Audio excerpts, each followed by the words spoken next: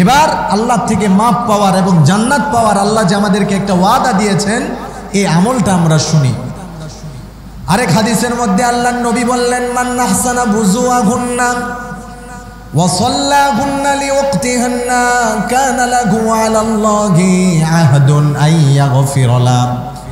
নবীজি আরেক হাদিসের মধ্যে বলেন, মান আহসানা বুজুআহুন্না, আল্লাহর যে বান্দা বান্দি নামাজের সময় হওয়ার পরে উত্তম রূপে ওযু করবে, ওযু করার পরে আল্লাহর যে বান্দা বান্দি ওয়া তাম্মা রুকুআহুন্না ওয়া খুশুআহুন্না, নামাজের রুকু এবং একাগ্রতার সাথে আল্লাহর হুকুম নামাজটা যে বান্দা বান্দি আদায় করবে, নবীজি বলেন কানা লাহু আলাল্লাহি আহদুন, আল্লাহর ওই বান্দা বান্দির জন্য আল্লাহ তাআলার উপর ওয়াদা হলো আইয়াগফিরা লাহ, আল্লাহ তার বান্দা বান্দিকে মাফ করে দিবেন। সুবহানাল্লাহ, আল্লাহর ওয়াদা। উত্তম রূপে ওযু করবেন, ওয়া সাল্লাহুন্না লিওয়াক্তিহিন্না, সময় মতো নামাজ পড়বেন, ওয়া তাম্মা রুকুআহুন্না ওয়া খুশুআহুন্না, রুকু নামাজের একাগ্রতার সাথে নামাজটা আদায় করবেন। নবীজি বলেন কানা লাহু আলাল্লাহি আহদুন, আল্লাহ তাআলার জন্য ওই বান্দার জন্য ওয়াদা আইয়াগফিরা লাহ, আল্লাহ বান্দাকে মাফ করে দিবে। সুবহানাল্লাহ। নবীজি বলেন ওয়া মান লাম ইয়াফআল ফালাইসা লাহু আলাল্লাহি আহদুন, আল্লাহর যে বান্দা বান্দি এমনটা করবে না, উত্তম রূপে ওযু করলো না, ওয়াক্ত মতো নামাজ পড়লো না, একাগ্রতার সাথে নামাজ আদায় করলো না, ফালাইসা লাহু আলাল্লাহি আহদুন, ওই বান্দা বান্দির জন্য আল্লাহর পক্ষ থেকে কোনো অঙ্গীকার নেই। ইনশা আযাবাহু ওয়া ইনশা গুফিরা লাহু, আল্লাহ চাইলে ওই বান্দা বান্দিকে মাফ করে দিতে পারেন, আল্লাহ চাইলে বান্দা বান্দিকে আযাবের মধ্যে গ্রেফতারও করতে পারেন। বলেন নাউযুবিল্লাহ। এই হাদিসের দ্বারা আমরা বুঝলাম উত্তম রূপে যদি আমরা ওযু করতে পারি, যদি নামাজের সময় মতো নামাজটা আদায় করতে পারি, নামাজ একাগ্রতার সাথে আদায় করতে পারি, আল্লাহ পাকের ওয়াদা আমাদেরকে মাফ করে জান্নাত দিবেন। সুবহানাল্লাহ। আর যদি এরকমটা না করি, আল্লাহ পাকের থেকে কোনো ওয়াদা নেই, চাইলে তিনি মাফ করতে পারেন, চাইলে আমাদেরকে জাহান্নামেও দিতে পারেন। ওযু করলে আমাদের দুনিয়াবিও লাভ আছে না? অনেক হাদিসের দ্বারা প্রমাণিত, যে ব্যক্তি ওযু করে উত্তম রূপে যখন ওযু করলো, আমরা ওযুর ফরজ কয়টি বলেন? জোরে বলেন সবাই, ওযুর ফরজ কয়টি? বড়ই দুঃখ আর আফসোসের সাথে আপনাদেরকে বলি, এখনো মুসলমানদের মধ্যে অনেক মুসলমান এমন আছে, বয়স হয়ে গিয়েছে 40, 45, 50, ওযুর ফরজ জিজ্ঞাসা করলে বলতে পারেন, আছে না? এমনও অনেক মানুষ আছে বিবাহ শাদী করেছে, 30 বছর লাগাতার সংসার করতেছে, এখনো গোসল ফরজ কয়টি, ফরজ গোসলের ফরজ কয়টি, এটা সে বলতে পারে না। আপনি চিন্তা করে দেখেছেন, যে ব্যক্তি ফরজ গোসলের ফরজ জানে না, সেই ব্যক্তি গোসল ফরজ থাকা অবস্থায় যদি ফরজ আদায় না করে গোসল করে, তাহলে কি পবিত্রতা অর্জন হবে? পবিত্রতা অর্জন না করে 30 বছর আপনি নামাজ পড়ে পড়ে কপালে দাগ বসিয়ে দিলেও নামাজ কবুল হবে না। এজন্য আগে আমাদেরকে এগুলো জানা লাগবে। ওযুর ফরজ কয়টি? 4টি।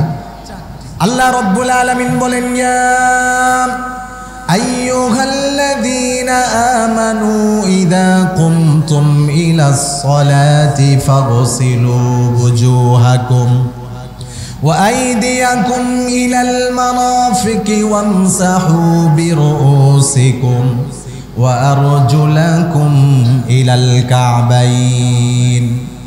ওযুর ফরজ হলো 4টি। আয়াতের মধ্যে আল্লাহ পাক রব্বুল আলামিন বলেন, ইয়া আইয়ুহাল্লাযীনা আমানু, হে ঈমানদারেরা, ইযা কুমতুম ইলাস সালাত, যখন তোমরা নামাজ আদায়ের জন্য ইচ্ছা পোষণ করবে, ফাগসিলু ওয়ুজুহাকুম, 1 নাম্বার ওযুর ফরজ হলো তোমরা তোমাদের সমস্ত মুখ ভালো করে ধৌত করবে।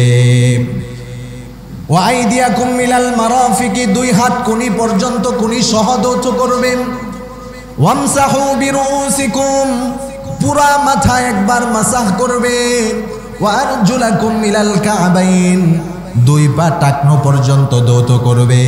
এই ওযুর 4টা ফরজ এবং সুন্নত সহকারে আল্লাহর যে বান্দা বান্দি ওযু করবে, নবীজি আরেক হাদিসের মধ্যে বলেন, বান্দা যখন ওযু করা অবস্থায় তার চেহারা ধৌত করে, রব্বুল আলামিন তার চেহারার সমস্ত গুনাহগুলো ওযুর পানির সাথে আল্লাহ তাআলা বাসিয়ে তাকে নিষ্পাপ বানিয়ে দেন। বলেন সুবহানাল্লাহ।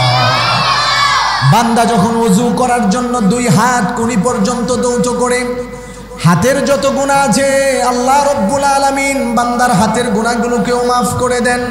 বান্দা যখন মাসা করে মাথার যত গুনাহ আছে আল্লাহ মাফ করে দেন। বান্দা যখন ওযুর জন্য পা দৌত করে রব্বুল আলামিন বান্দার পায়ের যত গুনাহ আছে আল্লাহ মাফ করে বান্দাকে নিরপরাধ বান্দা হিসাবে কবুল করে নেন। বলেন সুবহানাল্লাহ। শুধুমাত্র তাই না, নবীজিকে প্রশ্ন করা হলো, ইয়া রাসূলুল্লাহ, ওগো আল্লাহর নবী, এত লক্ষ লক্ষ কোটি কোটি মানুষের মাঝে আপনি কিভাবে আমাদেরকে বাছাই করবেন? হাশরের ময়দানে লক্ষ লক্ষ কোটি কোটি মানুষ থাকবে, এত মানুষের মধ্য থেকে আপনি আপনার উম্মতকে কিভাবে বাছাই করে জান্নাতে নিয়ে যাবেন? নবীজি বললেন, ও আমার উম্মতেরা, তোমরা চিন্তা করো না, যারা 5 ওয়াক্ত নামাজের সময় উত্তম রূপে ওযু করে, যেই সমস্ত ব্যক্তিরা ভালোভাবে ওযু করে ওযুর অঙ্গ প্রত্যঙ্গগুলো নূরের দ্বারা চমকাতে থাকবে, আর আমি দেখে দেখে আমার উম্মতগুলোকে জান্নাতে নিয়ে যাব। বলেন সুবহানাল্লাহ। তাহলে আমরা 5 ওয়াক্ত নামাজ জামাতে এসে খুশু একাগ্রতার সাথে পড়তে রাজি আছি তো ইনশাআল্লাহ? জীবনে আমাদের কোনো গুনাহ থাকবে না, জীবনে আমাদের কোনো গুনাহই থাকবে না। এই যে আমরা নামাজের পরে এখানে বসেছি, প্রত্যেকটা মুহূর্ত আমাদের আমল নামায় আল্লাহ তাআলা নেকি লিখতেছেন। সুবহান। প্রত্যেকটা মুহূর্ত থেকে আমাদের সগীরা গুনাহ মাফ হয়ে যাচ্ছে। সুবহান। আপনি কত বেশি নেক আমল করবেন, আপনি যত বেশি করবেন আল্লাহ তাআলা আপনাকে তার থেকে আরো বেশি দিতে রাজি আছে। সুবহানাল্লাহ। এবার আপনাদেরকে একটা সুন্দর একটা ঘটনা শোনাই। দুনিয়ার মানুষের মধ্যে একটা অভ্যাস আছে, দুনিয়ার মানুষও যদি কেউ কাহারও প্রতি খুশি হয়ে যায়, দুনিয়াতেও এই অভ্যাসটা আছে। আপনি যদি একজন ব্যক্তির প্রতি খুশি হয়ে যান, তাকে আপনি দিতেই থাকেন, আপনার কমে যাবে এটার চিন্তা আপনি কখনো করেন না। ঠিক কিনা বলেন? আল্লাহ পাক রব্বুল আলামিনের খাজানা কমার কোনো সম্ভাবনা আছে? সেই আসমান জমিন সৃষ্টির পর থেকে আল্লাহ দিয়ে যাচ্ছেন, ওনার খাজানায় কোনো কমতি ঘটেছে? ঘটবেও না কোনো দিন। যদি মানুষের এমন অভ্যাস হয়ে থাকে যে মানুষ পছন্দ হলে কাহারও প্রতি খুশি হয়ে গেলে দিতেই থাকে, আল্লাহ অনেক বড়, ওনার খাজানায় কোনো কমতি নেই। উনিও যখন কোনো বান্দাকে ভালোবাসেন তখন দিতেই থাকেন, বান্দা নিতে অস্থির, আল্লাহর খাজানায় কোনো কমতি নেই। সুবহান। খলিফা হারুনুর রশিদের নাম আমরা তো সবাই শুনেছি, শুনিনি? খলিফা হারুনুর রশিদ ওনার মন্ত্রীকে নিয়ে একবার বের হলেন, রাস্তা দিয়ে যাচ্ছেন, পথিমধ্যেই রাস্তার পাশেই একটা বাগান দেখতে পেলেন। উনি ওনার মন্ত্রীকে নিয়ে বাগানে প্রবেশ করলেন। বাগানে প্রবেশ করার পরে দেখতে পেলেন একজন বৃদ্ধ লোক, একজন বয়স্ক লোক, বয়স হয়ে গিয়েছে, তিনি একটা ছোট্ট গাছ বাগানের মধ্যে রোপণ করতেছেন। খলিফা হারুনুর রশিদ ওনার মন্ত্রীকে বলল, মন্ত্রী, এই যে ওই বৃদ্ধ লোকটা অনেক বয়স হয়ে গিয়েছে, বৃদ্ধ লোকটাকে একটু জিজ্ঞাসা করো সে বাগানের মধ্যে কি রোপণ করতেছে। মন্ত্রী জিজ্ঞাসা করার পরে বৃদ্ধ লোকটা বলল, ও মন্ত্রী মহোদয়, আপনি কি দেখেন না আমি বাগানের মধ্যে গাছ রোপণ করতেছি? এবার খলিফা হারুনুর রশিদ আবার বৃদ্ধ লোকটাকে জিজ্ঞাসা করার জন্য মন্ত্রীকে বলল, ও মন্ত্রী, ওই বৃদ্ধ লোকটাকে প্রশ্ন করো, সে যে আজকে গাছ রোপণ করতেছে তার বয়স তো অনেক হয়ে গিয়েছে, এক পা তার কবরে চলে গেছে, এখন গাছ রোপণ করতেছে, ফল কত বছর পর আসবে তাকে প্রশ্ন করো। আচ্ছা বলেন তো, একটা গাছ রোপণ করলে সাথে সাথে ফল চলে আসে নাকি কয়েক বছর সময় লাগে? এবার মন্ত্রী ওই বৃদ্ধ লোককে প্রশ্ন করল, ও বাবাজি, এই যে আপনি গাছ রোপণ করতেছেন, এই গাছের মধ্যে ফল কত বছর পরে আসবে? মন্ত্রীর প্রশ্নের উত্তরে বৃদ্ধ লোকটা বললে 20 থেকে 25 বছর পরে গাছের মধ্যে ফল আসবে। এই কথা শোনার পরে এবার খলিফা হারুনুর রশিদ বলল, বৃদ্ধ লোকটাকে লক্ষ্য করে বলল, দেখো বুড়ার শখ তো কম না, এক পাতার কবরে চলে গেছে, এখনো গাছ রোপণ করতেছে, 20-25 বছর পরে ফল আসবে, সেই ফল খাওয়ার আশায়। খলিফা হারুন রশিদ কি মিথ্যা বলেছে না সত্য বলেছে? সত্য বলেছে। এই কথাটা শোনার পরে বৃদ্ধ একটা উত্তর দিল যে বাদশাহ, যেই ব্যক্তি গাছ রোপণ করে সেই যদি ফল খাওয়ার আশায় গাছ রোপণ করত, তাহলে দুনিয়াতে যারা এখন ফল খাচ্ছে তারা কেউ আর ফল খেতে পারতো না। দুনিয়ার নিয়মই এটা, গাছ রোপণ করে একজন, ফল ভক্ষণ করে আরেকজন, ঠিক কিনা? আজকে আমরা যত ফল খাচ্ছি, আমরা যত আমাদের বাড়ির গাছের ফল খাচ্ছি, এগুলো আমার হাতের রোপণ করা না, আমার বাবা রোপণ করেছিল, আমার দাদা রোপণ করেছিল, আমার দাদার বাবা রোপণ করেছিল, যার কারণে আজকে আমরা ফল খেতে পারতেছি, ঠিক কিনা বলেন? দুনিয়ার এটা নিয়ম। এই যে বৃদ্ধ লোকটা এত সুন্দর একটা উত্তর দিল, এই জন্য বাদশাহ হারুন রশিদ খুশি হয়ে গেছে। বাদশাহ হারুন রশিদ খুশি হয়ে বলতেছে আপনি ঠিক বলেছেন, আপনি।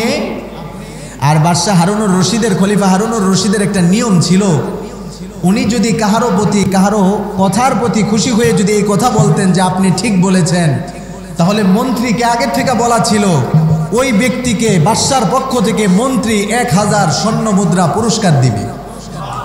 বাদশাহ যখনই বলল বৃদ্ধ লোকটাকে আপনি ঠিক বলেছেন, মন্ত্রী সাথে সাথে 1000 স্বর্ণ মুদ্রার একটা পুটলা বৃদ্ধ লোকটাকে দিয়ে দিল।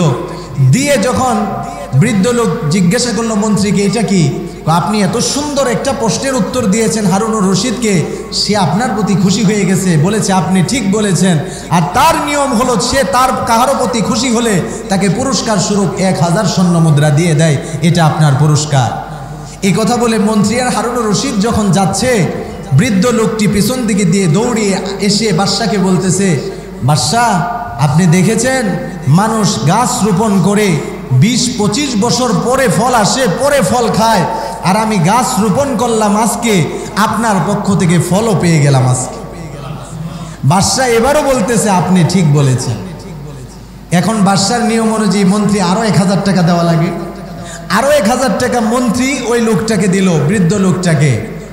এখন যখন আবার মন্ত্রী আর বাদশাহ চলে যাচ্ছে, বৃদ্ধ লোকটি আবার পিছনে দৌড়িয়ে গিয়ে বাদশাকে বলতেছে, বাদশাহ একটা জিনিস চিন্তা করে দেখেছেন, মানুষ গাছ রোপণ করে 20-25 বছর পরে ফল পায় একবার, আমি গাছ রোপণ করেছি আজকে, ফল পেয়ে গেলাম বছরে 2 বার। সুবহান।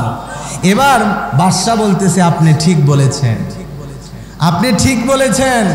এবার মন্ত্রী আবার তাকে 1000 টাকা দিয়ে দ্রুত বাদশাকে নিয়ে এখান থেকে চলে গেল। মন্ত্রী বুঝতে পেরেছে এই বৃদ্ধ লোক এত চালাকের চালাক, নিতে নিতে বাদশাকে ফতর করে দিবে। বাদশাও তাকে এত খুশি হচ্ছে, দিতে দিতে তার কমে যাচ্ছে, এটা চিন্তা করে না। হাকিমুল উম্মত মুজাদ্দিদে মিল্লাত আশরাফ আলী থানভী রহমতুল্লাহ আলাইহি বলেন, একটা দুনিয়ার বাদশার যদি এই নিয়ম হতে পারে, কাহারো প্রতি খুশি হয়ে দিতেই থাকে, দিতেই থাকে। আহকামুল হাকিমিন, রব্বুল আলামিন, মালিকুল আমলাক যিনি, রাজা দিরাজ যিনি, জিনার খাজানায় কোনো কমতি নেই। কোনো বান্দার প্রতি আল্লাহ খুশি হয়ে গেলে আল্লাহ দিতেই থাকেন, দিতেই থাকেন, আল্লাহর খাজানায় কোনো কমতি নেই। সুবহানাল্লাহ। এজন্য আমরা নেকের কাজে কখনো পিছনে থাকবো না, ছোট থেকে ছোট নেক কাজ কখনো ছাড়বো না। রাজি আছি তো ইনশাল্লাহ? ছোট থেকে ছোট নেকের কাজ কখনো ছাড়বো না।